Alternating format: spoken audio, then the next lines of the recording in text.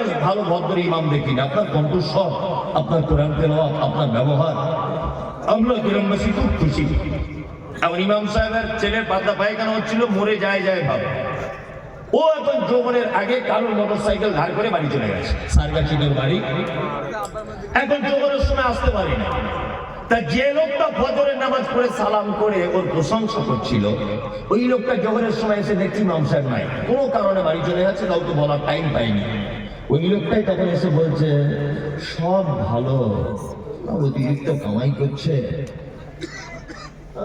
Change করে দিলে হয়নি ইমাম সাহেবটা। এ হচ্ছে পাক্কা মুনাফিক। একই পাক্কা মুনাফিক। ফজরের সময় একই ব্যক্তির ব্যাপারে প্রশংসা করলো, আর সন্ধ্যাবেলা এসে বা জোহরের সময় এসে বদনাম করলো। হেড মাওলানা খুব ভালো, প্রধান শিক্ষক খুব ভালো মানুষ, এই শিক্ষকটা খুব ভালো, ওই যে আপনারা সলুয়া শিক্ষক ও খুব ভালো লোক। মানে এক কথাতে বুঝে যান মুনাফিক সেই যার মুখে মিষ্টি, অন্তরে বিষ, খরির সাপের মতো। এই হচ্ছে মুনাফিক। আর একটা আপনাকে কথা বলে দিই। আচ্ছা, পৃথিবীর সব থেকে বড় পাপ, পাপের নাম কি? শিরক, তাই না? শিরক সব থেকে বড়। তারপর ধরে নেন পিতা মাতার সঙ্গে সদ্ব্যবহার করা,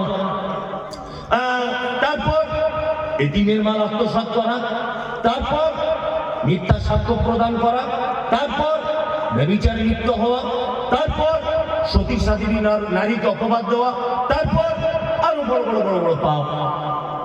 ইসলামের 70টা কাবিরা পাপের সিরিয়াল দেওয়া হয়েছে। কটা? 70টা।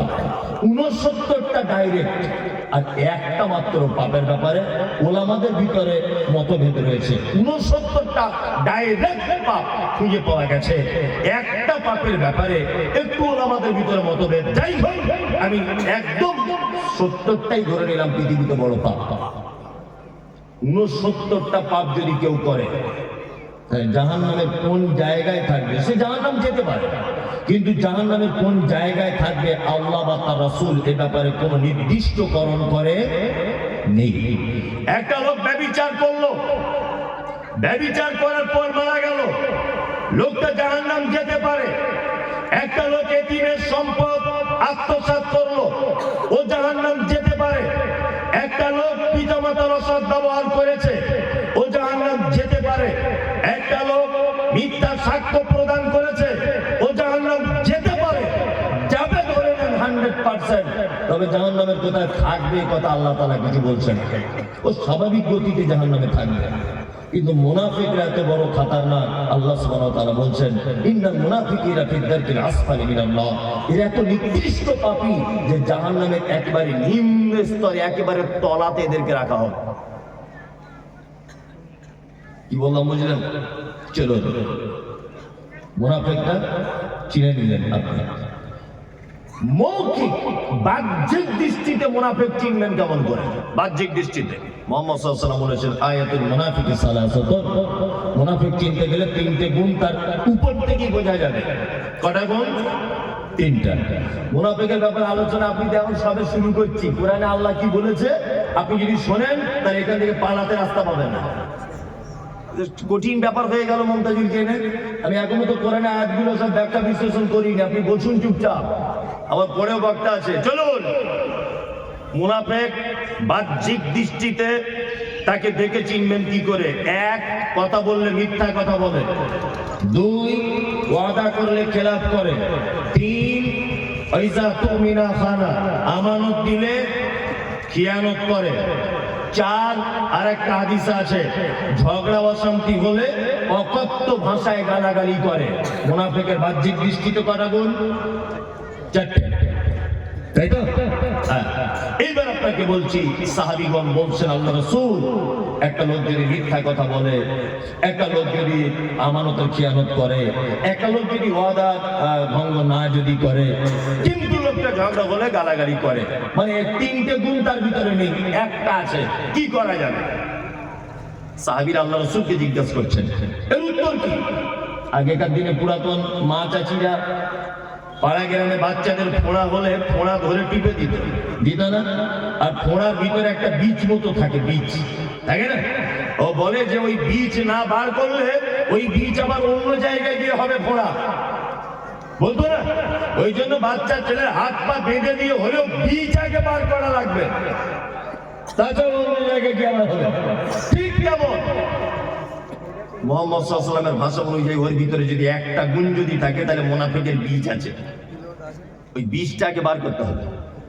কি বললাম বুঝলেন? তার মানে যে গুণটা ওর ভিতরে আছে ওই গুণটা ওকে এখনই ত্যাগ করা কি লাগবে, তাই না? চলুন, এটা বাহ্যিক দৃষ্টিতে মুনাফিকের গুণ।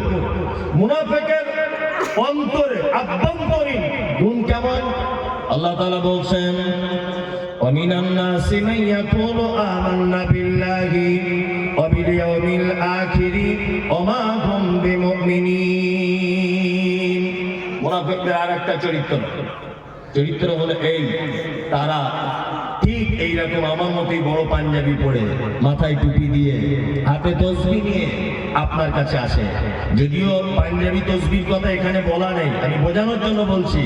এক কথায় মুসলিম ইমামদারদের ভ্যাট ধরে আপনার কাছে আসে। আল্লাহ নবীকে বলছেন আপনার কাছে আসে, এসে বলে আমরা আখিরাতে বিশ্বাস করি, আমরা আপনাকে নবী বলে বিশ্বাস করি, কিন্তু আল্লাহ তাআলা তাদের ব্যাপারে সার্টিফিকেট দিয়ে বলছেন ওমা হুম বিমুমিনিন, একজন তারা মুমিন নয়, তারা সব মুনাফিক। তার মানে এখানে মুনাফিকের আর একটা চিহ্ন পাওয়া গেল যে তারা মুখে যেটা বলে অন্তরে তার বিপরীত থাকে। এটা তো মুর্শিদাবাদ জেলা, মুর্শিদাবাদ না, মুর্শিদাবাদ জেনারেল শিক্ষিত মানুষেরা জানেন যে নবাব সিরাজউদ্দৌলা পলাশীর আমবাগানে ব্রিটিশদের সাথে যুদ্ধ করেছিলেন, মনে আছে? জিতেছিলেন না হেরে গিয়েছিলেন? হেরে গিয়েছিলেন, তাই না? ইতিহাস পড়ে যদি আপনি দেখেন হেরেছিলেন কার জন্যে? মীর জাফর আলী। নবাবের বাড়িতে থেকেছে, নবাবের গাড়িতে চড়েছে, নবাবের কাছে টাকা পয়সা ঝেড়েছে, আর নবাব ব্রিটিশদেরকে তাড়ানোর জন্য যত কৌশল অবলম্বন করেছিলেন মীর জাফর আলী টোটাল কৌশলের সমস্ত ম্যাটারটাই বলে দিয়েছিলেন ব্রিটিশ গোয়েন্দাদের কাছে। এই কারণে পলাশীর আমবাগানের লাল পতাকা নিয়ে বাড়ি চলে আসতে হয়েছিল, আপনারা ইতিহাস জানেন।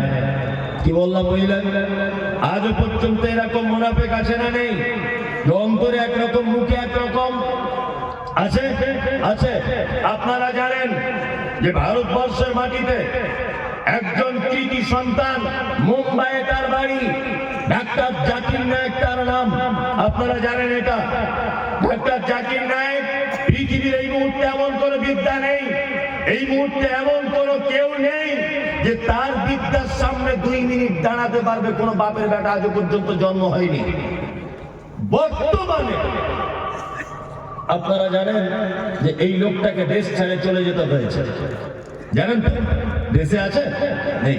আমি প্রথম যখন বক্তব্য জগতে 2017, 2018 সালে ওয়াকফ বোর্ড সম্পর্কে, ভারতবর্ষে মুসলিমদের অবদান, এই সব সম্পর্কে, ভারতবর্ষের স্বাধীনতা আলেমদের অবদান, এই সব সম্পর্কে যখন বক্তব্য রেখেছি, খুব চরম পর্যায়ে সোশ্যাল মিডিয়াতে দেখবেন আজ থেকে আমার 4-5 বছর আগের বক্তব্যগুলো, আরো চরম পর্যায়ের বক্তব্য যখন দেখেছি, তখন আমি একটা তথ্য বারবার বলেছিলাম যে ডাক্তার জাকির নায়েককে দেশ ছাড়া করে দিয়েছে মনে হয় নরেন্দ্র মোদী সরকার।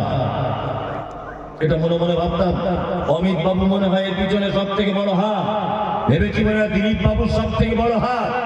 এখন দেখতে পাচ্ছি ডাক্তার জাকির নায়েককে দেশ ছাড়া করার পিছনে অমিত শাহর যত অবদান, নরেন্দ্র মোদীর যত অবদান, দিলীপ বাবুর যত অবদান, তার থেকে বেশি সরবরাহ করেছে আমার পশ্চিমবাংলা, ভারতবর্ষের নামদারি, দাড়িওয়ালা, টুপিওয়ালা, পাঞ্জাবিওয়ালা, 22 পাগড়িওয়ালা এই মুনাফিক নামের আলেমরা সব থেকে বেশি সর্বনাশ করেছে। তার একটা জ্বলন্ত প্রমাণ বাংলাদেশের ময়মনসিংহের একজন মানে বদমাইশ বিতর্কিত লেখিকা, তার নাম তসলিমা নাসরিন। ওই অসভ্য মহিলাটি ভারতবর্ষে আসার ভিসা পায়, ভালো করে বুঝবেন। আব্দুর রাজ্জাক বিন ইউসুফ আর ভিসা পাচ্ছে না, কেন কি কারো মেয়ের হাত ধরে টেনেছে? আব্দুর রাজ্জাক বিন ইউসুফ ওর বেটা ভিসা পাচ্ছে না কেন? ওর বেটা কি কারোর ধর্ষণ কেসের আসামি? আল্লামা দেলোয়ার হোসেন সাইদি কোনোদিন ভিসা পেলেন না এই দেশে আসার জন্য। পেয়েছেন? শুনেছেন কোথাও সাইদি সাহেব এসেছিলেন? শোনেননি। কারণ কি? সব এই মুনাফিকদের কারণে। আব্দুর রাজ্জাক বিন ইউসুফ বাংলাদেশ থেকে আসবেন, এখানে ইসলামের কথা বলবেন, অসুবিধা কোথায়? অসুবিধা আছে এই যে পীর ফকির মাজার করে বসে আছে, চিটিং বা চোর দাগাবাজ, এরা হচ্ছে পাক্কা মুনাফিক। এদের মুখে একরকম নবী নবী নবী, আর ওই নবীর কথা কি যখন আব্দুর রাজ্জাক বিন ইউসুফ বা ওনার বেটা বা ডাক্তার জাকির নায়েক সত্যটা যখন বলে দিতে চাইছে জাতির সামনে, তখন ওনার বিরুদ্ধে মামলা করে দিচ্ছে। ওই আপনার কোর্টে গিয়ে আপিল জমা দিচ্ছে যে হতে যাতে ইন্ডিয়া আসতে না পারে, এলে আমাদের মাজারগুলো সর্বনাশ হয়ে যাবে। হচ্ছে মুনাফিক। কি বলছে বুঝতে পারছেন? চলো মুনাফিকদের ব্যাপারে একটু একটু একটু একটু করে অনেকটাই জানলেন। এবার একটা মারাত্মক কথা বলে দিই। এক, আমি মুমতাজুল ইসলাম কোটি কোটি টাকা সুদ খেয়েছি, আমি মারা গেলাম। আচ্ছা বলুন তো আমার জানাজা পড়া যাবে কি যাবে না? যাবে। কে? এত বড় মাদ্রাসা আছে আহলে হাদিস গ্রাম, এতটুকু বলতে পারছেন না? আমি পাপী একজন, ব্যভিচার করেছি, সুদ খেয়েছি, মদ পান করেছি, আমি মারা গেলাম, আমার জানাজাটা পড়া যাবে না? যাবে। যাবে, কোনো সমস্যা নেই, যাবে। আপনার ইচ্ছা হলে আপনি যাবেন, কোনো সমস্যা নেই। ও যদি বেনামাজিও হয় তা আপনি যাবেন জানাজা পড়তে, মানা নেই। তবে অন্য বেনামাজিকে শিক্ষা দেওয়ার জন্য আপনি যাবেন না, সেটা আলাদা ব্যাপার, কিন্তু যাবেন, অসুবিধা কিছু নেই, পাপ নেই। আপনাকে এবার একটা কথা, মজার ঘটনা বলি, শুনে রেখে যাবেন। তখনকার দিন আলেম ওলামারা তো আছে, এসব বক্তব্য সব জানেন ওনারা। মুনাফিকদের সর্দার ছিল কে? আব্দুল্লাহ ইবনে উবাই ইবনে সুলুল, মুনাফিকদের সবথেকে বড় সর্দার। মুনাফিকদের সর্দার আব্দুল্লাহ ইবনে উবাই মারা গেলেন। তার বেটা, তার নাম আব্দুল্লাহ, তার বেটার নাম কি? আব্দুল্লাহ। আল্লাহ নবী সাল্লাল্লাহু আলাইহি ওয়াসাল্লামের কাছে এসেছেন, এসে বলছেন, আল্লাহ রাসূল, আমি চাইছি যে আমার আব্বার কাফনটা আপনার গায়ের জামাটা হোক। বুঝবেন? আল্লাহ নবী সাল্লাল্লাহু আলাইহি ওয়াসাল্লাম জামাটা খুলে দিলেন। হযরত ওমর তো এমনি রাগী মানুষ, হযরত ওমর মনের দিক দিয়ে খুব রাগছে যে মুনাফিকদের সর্দার মারা গেল, আর আল্লাহ রাসূল আপনি জামা খুলে দিচ্ছেন আমার জানাজার জন্য, কঠিন ব্যাপার। আব্দুল্লাহ তার বাপের কাফন করলেন আল্লাহ রাসূলের জামা দিয়ে। তারপরে আবার একটু পরে এসে আল্লাহ রাসূলকে বলছেন, আল্লাহ রাসূল, আমি চাইছি আপনি আমার আব্বার জানাজার সালাত আদায় করাবেন, অর্থাৎ জানাজা পড়াবেন।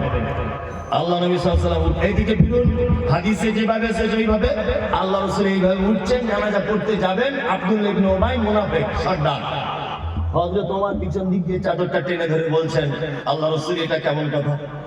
মুনাফিকদের সর্দার মারা গেল আর আপনি তার জানাজা পড়তে যাবেন? ইসলামের চরম শত্রু, কঠিন বিপদে ফেলেছে উহুদের যুদ্ধে আমাদের অনেক জায়গাতে মুসলিমদেরকে বিপাকে ফেলেছে এই আব্দুল্লাহ ইবনে উবাই, আর আপনি এর মতো লোক মারা গেল আর আপনি জানাজা পড়তে যাবেন? আল্লাহ নবী সাল্লাল্লাহু আলাইহি ওয়াসাল্লাম একটা কথা বললেন, ওমর, আমাকে যে এখন এখতিয়ার দেওয়া হয়েছে এবং এই ব্যাপারে কোনো ওহী অবতীর্ণ হয়নি, আল্লাহ নবী সাল্লাল্লাহু আলাইহি ওয়াসাল্লাম জানাজার সালাত আদায় করলেন, নিজে জানাজা পড়ালেন। তার মুনাফিকদের সর্দার আব্দুল্লাহ ইবনে উবাই, তাই তো? চলুন জানাজার মাঠে হযরত ওমর আল্লাহ রাসূলের দিকে ফ্যাল ফ্যাল করে তাকিয়ে নিজেকে লজ্জিত মনে করছেন আর বলছেন, আল্লাহ যেখানে ওহী অবতীর্ণ করলো না আল্লাহর নবীকে জানাজা পড়া থেকে বিরত হওয়ার জন্য, আর আমি ওমর আল্লাহ রাসূলের চাদর ধরে টেনে দিয়েছি জানাজা পড়তে যেতে দিব না বলে, আমি ওমর মনে হয় চরম ভুল কাজ করে দিয়েছি। এবার আপনাকে আর একটা কথা বলি, নবী বলেছেন আমার পরে যদি কেউ নবী হতো, হতো কে? কে নবী হতো? ওমর। কেন? আর বিচক্ষণতা অনেক বেশি ছিল, তাই না? আল্লাহ সুবহানাহু ওয়া তাআলা নবীর সাহাবী হযরত ওমর যখন মন টন খারাপ করে বসে আছেন, আমি ফালতু কাজে কেন নবীকে বারণ করতে গেলাম, সাথে সাথে কোরআনের আয়াত অবতীর্ণ হলো, ওয়ালা তুসাল্লি আলা আহাদিন মিনহুম মাতা আবাদা ওয়ালা তাকুম আলা কবরি মুনাফিকদেরকেও মারা গেলে কঠিন কালেও আপনি জানাজার সালাত আদায় করতে যাবেন না। আজকে যা করেছেন করেছেন, আজকে থেকে শেষ। আর মুনাফিকদেরকেও মারা গেলে জানাজা পড়া যাবে না। শুধু জানাজা নয়, আল্লাহ নবীকে বলছেন ওয়ালা তাকুম আলা কবরিহি, আপনি মুনাফিকদের কবরের পাশে পর্যন্ত দাঁড়াবেন না। আল্লাহ তারপরে বলছেন ইন্নাকুম কাফারু, নিশ্চয়ই তারা অস্বীকার করেছে বিল্লাহি, আল্লাহর সাথে, ও রাসূলিহি, রাসূলের সাথে, ও মাতু ও হুম ফাসিকুন, এবং তারা মৃত্যুবরণ করেছে ফাসিক অবস্থাতে। তার মানে পৃথিবীতে এমন কোনো পাপী নেই যে পাপীর ব্যাপারে ডাইরেক্ট বলা হয়েছে তার জানাজা পড়া যাবে না। ভালো করে বোঝার চেষ্টা করুন। কিন্তু মুনাফিক তো খাতারনাক পাপী, যার ব্যাপারে ডাইরেক্ট কোরআন অবতীর্ণ হয়েছে ওয়ালা তুসাল্লি আলা আহাদিন মিনহুম মাতা আবাদা ওয়ালা তাকুম আলা কবরিহি।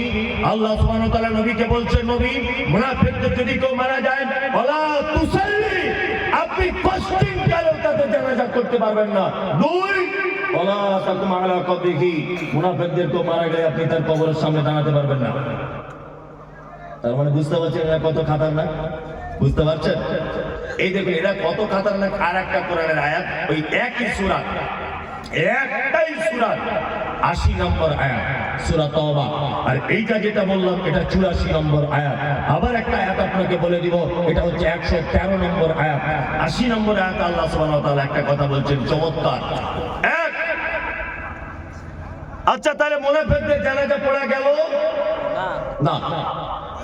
আমি মারাত্মক বড় একজন পাপী, আচ্ছা আপনি আমার জন্য একটু ক্ষমা চাইতে পারেন কি পারেন না? পারেন? কোনো ব্যাপার না।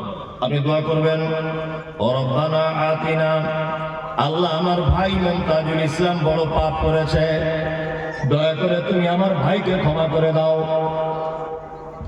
পুলিন্দা মাদ্রাসার হেড মাওলানা মারা গেছে, আপনি যদি দোয়া করেন আল্লাহ আলেম মানুষ ছিলেন, চলার পথে যদি ভুল হয় ক্ষমা করে দাও। মাদ্রাসার সেক্রেটারি মারা গেল, আপনি দোয়া করতে পারেন আল্লাহ দিনের কাজ করেছে, এতদিন ভুল ত্রুটি হলে ক্ষমা করে দাও। আপনার চাচা একজন মাতাল মারা গেল, একজন ধর্ষক মারা গেল, সুদের টাকা খেয়েছে, কোটি কোটি টাকা মারা গেল, আপনি দোয়া করতে পারবেন আল্লাহ আমার চাচা তো মানুষ, না জানার কারণে বা জানার কারণে মদ পান করেছিল, তুমি তাকে ক্ষমা করে দাও। সুদের টাকা খেয়েছিল, তুমি ক্ষমা করে দাও। ক্ষমা চাওয়া যাবে কি যাবে না? যাবে, যাবে। পৃথিবীতে একটা পাপী আছে তাদের জন্য ক্ষমা প্রার্থনা করা হারাম, চলবে না, তাদের জন্য ক্ষমা চাওয়া যাবে। কারা? এই দেখুন আল্লাহ সুবহানাহু ওয়া তাআলা মুনাফিকদের ব্যাপারে বলছেন ইস্তাগফির লাহুম, নবী আপনি ক্ষমা প্রার্থনা করেন।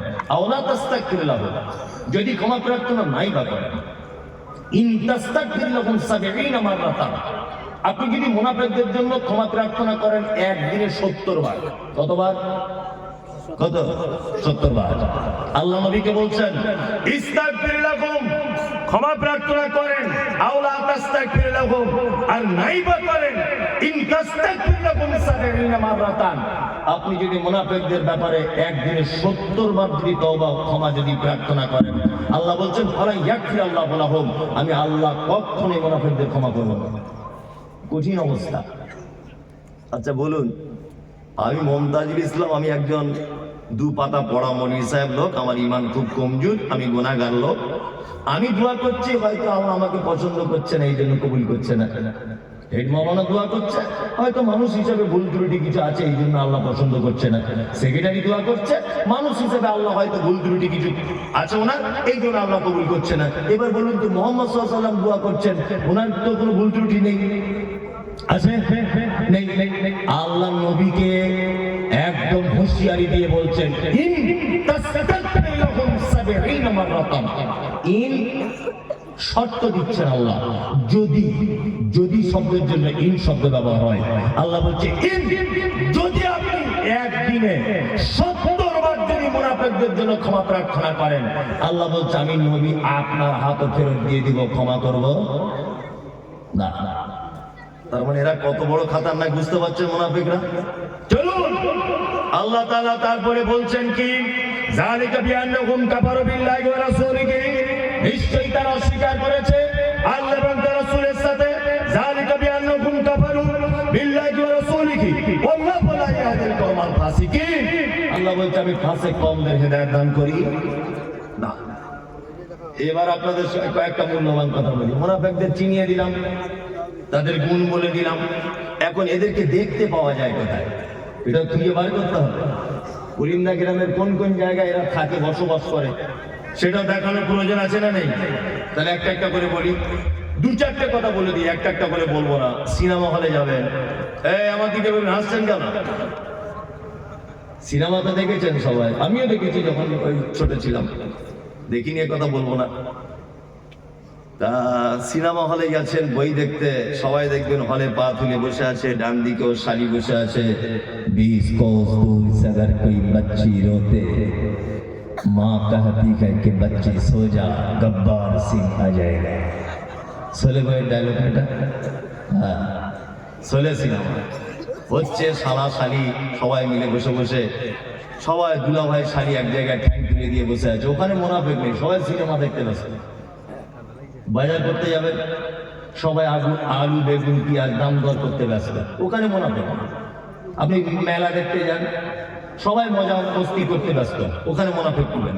আপনি ট্রেনে যাবেন, উঠবেন, হাজার হাজার লোক, সবাই কোন সিটটা ফাঁকা আছে ওইটার দিকে লক্ষ্য, ওখানে মুনাফিক করেন। মুনাফিক পাবেন কোথায়? এবার আপনাকে একটা ছোট্ট করে কথা বলছি, কথা শুনতে খারাপ লাগবে, তবে বাস্তবতা খুব বাস্তব। আচ্ছা, ফরজ নামাজ বাড়িতে পড়া উত্তম না মসজিদে? বলুন, সবাই বলুন। মসজিদে। আর সুন্নাত বাড়িতে, তাই না? তার মানে আসসালামু আলাইকুম ওয়া রাহমাতুল্লাহ, আসসালামু আলাইকুম ওয়া রাহমাতুল্লাহ, আস্তাগফিরুল্লাহ, আস্তাগফিরুল্লাহ, আল্লাহুম্মা আসসালাম ওয়া আসসালাম। যত রকমের জিকির আছে, আল্লাহু আকবার, রব্বি আইনি আলা যিকরিকা ওয়া শুকরিকা, লা হাওলা ওয়া লা কুওয়াতা, যত রকমের জিকির আছে সমস্ত জিকির আপনি মসজিদে বসে বসে করবেন। তারপরে আপনাকে চলে আসতে হবে কোথায়? বাড়ি। বাড়ি এসে বাকি সুন্নতগুলো আদায় করতে হবে। রাসূল সাল্লাল্লাহু আলাইহি ওয়াসাল্লাম কি বলেছেন? তোমাদের বাড়িগুলো কবরে পরিণত করো না, তার মানে বাড়িতে সুন্নত করতে হবে। আমার মনে হয় আল্লাহ নবী সাল্লাল্লাহু আলাইহি ওয়াসাল্লাম তো মহাবৈজ্ঞানিক ছিলেন, ব্যাপারটা তিনি বুঝতেন যে এদেরকে যদি সুন্নতের জন্য মসজিদের সুযোগ যদি দেওয়া হয়, সুন্নত তো পড়বে না, গোল টেবিল করে লোকের গীবত আর পরনিন্দা মুনাফিকি করবে। ওই জন্য বলে দিয়েছে নামাজ পড়া শেষ, আগে ঘরে চলে যাবে, ওইখানে গিয়ে সুন্নত পড়। আমরা কি করি? আসসালামু আলাইকুম ওয়া রাহমাতুল্লাহ, আসসালামু আলাইকুম ওয়া রাহমাতুল্লাহ। একজনা বলেছে কি ব্যাপার, বলতে গিয়ে ফটিক ভাই দুতলা বাড়ি করেছে, কি সুন্দর করেছে, আগে না খাওয়া হতো না, মসজিদে বসে বসে বলেছে। আরেকজন আমার পাশ থেকে বলছে খবর জানিস? খবর তোরা জানিস না, আমি সব শুনেছি। কলকাতায় কাজে গিয়েছিল, তারা 20 লাখ টাকা ছেড়ে দিয়ে চলে এসছে। ওই ছেড়ে দিয়ে এসছে, তোমার বাপ দেখতে গিয়েছিল? হ্যাঁ, তোমার বাপ দেখতে গিয়েছিল, 20 লাখ টাকা ছেড়ে দিয়ে এসছে? তোমার কোনো প্রমাণ আছে? একটা বইয়ের স্বামী মারা গেছে, হঠাৎ তার স্বামীর ডেথ সার্টিফিকেট তোলার জন্য 4-5 বার ও বহরমপুরে যাচ্ছে আর আসছে। চায়ের দোকানে বসে বসে বলছে কি ব্যাপারে, স্বামী যতদিন ছিল ততদিন ঘর থেকে বার হতো না, এখন ঘন ঘন ভ্যানিটি ব্যাগ নিয়ে কোথায় যাচ্ছে কোথায়। আর একজন তখন বলছে দেখ মনে হয় কোথাও কট লাইন কিছু করেছে। তো ও কট লাইন করেছে, তুমি দেখতে গিয়েছিল? তোমার বাপ দেখতে গিয়েছিল? ও কথা বলতে গেলে কেন, পাক্কা মুনাফিক। কি পাক্কা মুনাফিক? কার বউ কোথায় যাচ্ছে, কে দুতলা বাড়ি করলো, কে বুলেট গাড়ি চেপে গেল, তোমার কেন এত দায় পড়ে গেল? আর পাড়া গ্রামে ও 2 টাকা চা খায় আর 22 টাকার পরে বদনাম করে বসে বসে মুনাফিকি করে। মসজিদ আল্লাহর ঘর, সেখানে বসে বসে দেখবেন নামাজের পরে 4-5টা বুড়ো লোক থাকে, ওই বুড়ো লোক বসে বসে ওখানে কি করে, গীবত পরনিন্দা করে। মসজিদে কাঁচা কুঞ্চি রেখে দেবেন, ইমাম সাহেব কি বলছি বুঝলেন? মসজিদে কাঁচা কুঞ্চি, নামাজের পরে দেখবেন যে এরকম চলছে, প্যাচাম প্যাচাম করে তার পাছায় চাপকিয়ে দিবেন। আরে গরম কান আসছে, হারাম করে এত বড় বদমাশ, নামাজের পরে মসজিদের কারেন্ট পুড়িয়ে বসে বসে গল্প করছে। আসে না? বসে বসে নামাজ পড়া বাদ দিয়ে দুনিয়ার কথা, হেড মাওলানার দুর্নাম, মাদ্রাসার দুর্নাম, সেক্রেটারির দুর্নাম, ও টাকা মেরে খায়, ও মুখ করে খায়, তুমি ধোয়া তুলসী পাতা, সবাই খারাপ আর তুমি ভালো। গ্রামে এরকম লোক আপনাদের পুলিন্দাতে নেই, আমাদের ওদিকে আছে, না বলবো না মারবে। আমি বললাম আর বাবা আমার তো দেখতে পাচ্ছেন সোশ্যাল মিডিয়া যেখানে যাচ্ছি বোম মারছি গাড়িতে। হাওড়া জেলাতে গেলাম সেদিন বোম মেরে দিয়েছে গাড়িতে। আল্লাহ বাঁচানে আল্লাহ যদি বাঁচায় তার কেউ বাঁচাতে পারবে, মারতে পারবে না। গাড়ি নিয়ে বার হলাম, আমার ড্রাইভার গাড়ি চালাচ্ছে, মানে 500 মিটার গিয়েছি জলসা ছাড়া, আর বাঁশ নিয়ে সব গাড়ি ভাঙচুর করতে চলে গেল। আমি গাড়ি থেকে নেমেছি, বোম মারতে শুরু করে দিচ্ছে গাড়িতে। আশ্চর্য, সোশ্যাল মিডিয়া দেখেছেন তো এগুলো? আশ্চর্য ব্যাপার। আমি তো কারোর বিরুদ্ধে কিছু বলি না। আচ্ছা, এতক্ষণ যা বলেছি কারোর বিরুদ্ধে বলেছি না? বাস্তব কথাগুলো হাদিস কোরআন দিয়ে বললাম, বাস্তব কথাগুলো বললাম। এতে আমি এত আর কি ভয়ঙ্কর লোক। আমাকে দেখলেই মানুষ সবসময় মানে উগ্র মেজাজে আসে, মানে একে ফেলেই মেরে দিবে এরকম ব্যাপার। আর সোশ্যাল মিডিয়াতে তো আছি বড় পাখি বলা, ও খুললেই মমতাজুল ইসলামের জন্মের ঠিক নেই, দেখবেন। ও সোশ্যাল মিডিয়া খুললে মমতাজুল ইসলামের জন্মের ঠিক নেই, ও বিয়াদব, ও কোরআন পড়তে জানে না, ও রাজমিস্ত্রি কাজ করে, ও হাদিস কোরআন বুঝে না, এইসব আর কি কথা। কারণ কি বলুন তো, আমি হচ্ছি ওই ডাক্তার রুগীর রোগে ঔষধ দিই। কি বললাম বুঝলেন? যেখানে যেখানে রুগীর ঔষধ প্রয়োজন ঠিক জায়গাতে ঔষধ মেরে দিই, এই জন্য রুগীর একটু কষ্ট হবেই, হবে না? ফোড়া বলে যদি কেটে দিই তা রুগীর লাগবে না? লাগবে। আমি বলে দিয়েছি সারা পশ্চিমবাংলার যত মাজার আছে 2025-27 মধ্যে ঐক্যবদ্ধভাবে সব মাজার বুলডুজার দিয়ে ভেঙে দিতে হবে, আর যত বুলডুজারের খরচা আমি দিয়ে দেবো। এইসব কথা যখন বলে দিয়েছি তখন বলছে আমাদের পীরের মাজার ভাঙবে বলেছে। কি বললাম বুঝলেন? আল্লাহু আকবার। মানে পীর সাহেবদের সঙ্গে আর হিন্দু ভাইদের কিছু মিল আছে, মারাত্মক মিল আছে না? এই আপনার আদিনার মসজিদে শিবের লিঙ্গ পাওয়া গেছে, আর শিব কজন আর ওর লিঙ্গ কটা?